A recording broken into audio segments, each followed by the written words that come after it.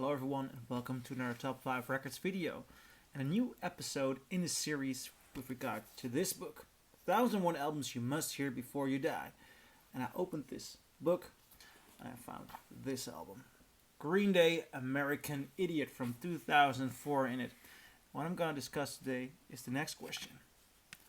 Does this album, yeah it's a CD I know, belong in this book? Now, first of all, why a CD? Have I put this on lately? No. I bought this in 2004. Basically, I was watching Live 8, the 2005 show, not the well-known 1985 show. 2005 show. I saw it live on television, and there was this band, and it was a band which was pretty rough. But they did an ode to Queen. They performed We Are the Champions in Berlin at the Sega Saule. And I was just struck by lightning.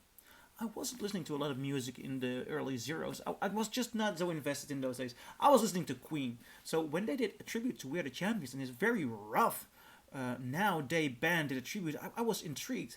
But also, they were playing songs with fierce and fury and catchy riffs. And some of those songs were from this album. I had no idea that this record was going on, that this happened. I did not even know anything about their history. Because about this record, I showed it around at school, and people said, oh yeah, Green Day. Why are you listening to Green Day? They never made anything interesting after Dookie. And to be quite frank, I mean, I like Dookie, but American Idiot is so much better. The band evolved. They matured in a certain sense, and they also had this adolescent teenage vibe, in a kind of hysteria, in a kind of need for anarchy, in this political movement. But I really enjoyed that. First of all, this album has the element of an ode to The Who. There is a narrative here, and I read somewhere that they were somewhat inspired by The Who's Quadrophenia, and on later albums they paid tribute to The Who by covering their song A Quick One While He's Away, which is a very good Who song, and a mediocre Green Day cover at best. But those inspirations came clear on this album, and I finally found something around the time it was released which got me hooked to music of the day. And it's this one. Let's start off with the track list. American Idiot, which is a punch in your face assault to the America of George W. Bush. After that you get the first song, which is sort of like a mini opera. Just like A Quick One While He's Away, you have Jesus of Suburbia, which is a beautiful tale which evolves. It's a mini rock opera. It's so good. Then the third song on this album is Holiday. Holiday was also a big hit. American Idiot was a big hit. Holiday was a big hit. And then you get over into Boulevard of Broken Dreams, which I think is a beautiful, very, very intimate ballad.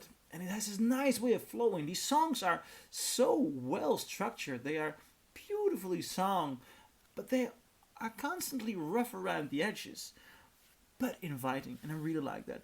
Then you have song Are We the Waiting, which is very good. St. Jimmy is a nice rocker. Give Me Novocaine. They could have left that off the album, in my opinion. She's a Rebel, same. Could have left it off the album. Extraordinary Girl, Let Her Bomb.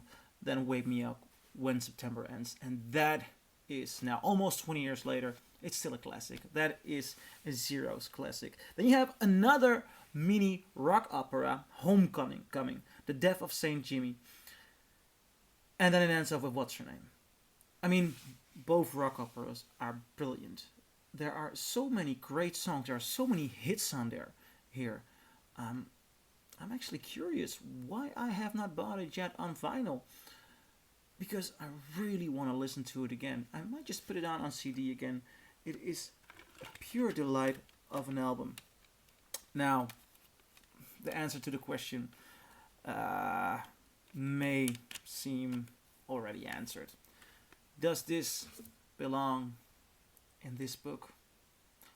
Obviously, I think it's one of the most beautiful classics of the Zeros, and it belongs in this book. It might even be the best album by Green Day. But you know what?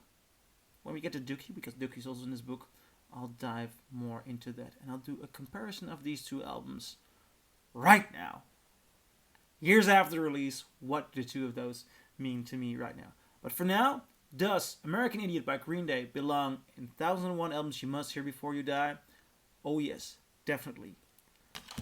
So, do you agree? Do you disagree? Leave a comment below and see you in the next video.